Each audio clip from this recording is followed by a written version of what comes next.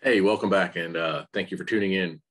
Once again, my name is John Brettel, aka the Mesh Man. In this tooling series that we're going to talk about, we're going to start off with the first video, and we're going to talk about digital calipers. So let's dive right in.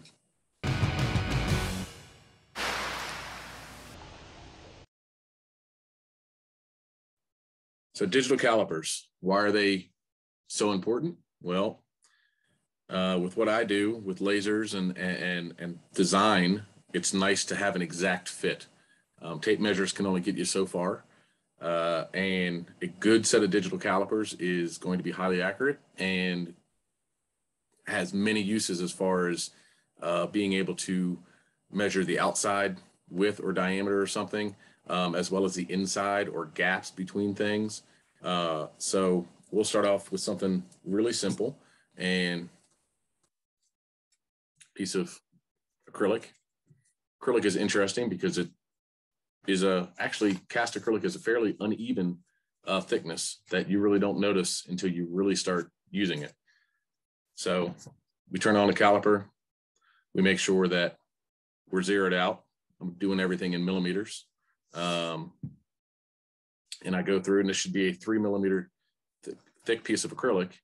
And if I check there, I'm at 2.97 millimeters.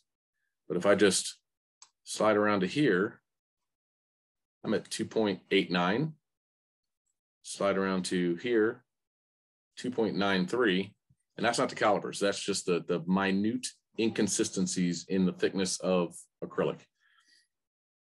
So the calipers I'm using right now are an 8-inch caliper. That's my number one go-to. I do also have a set of 12-inch calipers from a different manufacturer. They're a little bit less expensive. Both of these calipers are linked down below in the description. Get them on Amazon. Super simple. Couple different ways to use the caliper. So you turn it on, you make sure you're zeroed out, and you've obviously got what everybody knows about them is you can, measure this way, right? In between the jaws, just like that. Some people don't realize that there's another set of jaws on here, on this side, right here, that allow you to measure a gap in between two things. So as an example, I have just a small piece of acrylic that I've got a green acrylic, of course, got some squares cut in it. And I can come in here and I can spread apart like this, and I can see that I'm at 10.07 millimeters. That's a lot easier than me going, it's about right there. Because that's, again, we're going for accuracy, and that's not very accurate. A lot of people don't think it's necessary to get that accurate, but how are you going to do that with a tape measure? You're going to lay it across the front, and you're going to eyeball, most tape measures are broken down into, maybe a millimeter. If you're going metric, or a 1/16 of an inch, maybe a 32nd of an inch, with their hash marks. This is much more accurate. The other thing that a lot of people don't realize is the tail. This tail is perfect for figuring out how thick or how deep a pocket or something is. So let's say I set one piece of acrylic on here, that a piece of acrylic, but I can't get calipers in there to figure out what that distance is, right? So all you do is you open your calipers up, sit it right next to the edge, drop this straight down,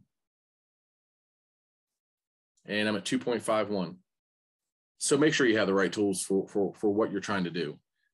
If you're ever trying to make a template for something and you have a random, maybe a speaker in your hand, you need to know exactly how wide it is. Yeah, you can throw a tape measure across it and say, oh, it looks like it's about 3.5. Well, you take calipers, you can find out that it might actually be, 3.6 inches. And that can, make or break a plate or recess mount, right? If you're off by 1/10 of an inch, believe it or not. The one thing I do like about this 12-inch set, it's a little bit bigger. Obviously, it's 12-inch. So I don't use it as often, but on the backside, it actually breaks down your your measurements. So if you know you're at, 1/32 of an inch, you know that that's going to break down to 0.0312 in decimals. So if you're using a CAD software or something like that you can't enter in the actual fractions, it's right there for you. Just kind of a nice, handy little thing. But yeah, that's digital calipers. And like I said, I'm going to try to keep these videos fairly short because I don't want anybody getting too bored. And if you guys have questions, comments, anything, give me a comment down below, or hit me up on the website or Facebook Messenger. I'm always around to answer questions. Thank you for watching, and we'll see you next time.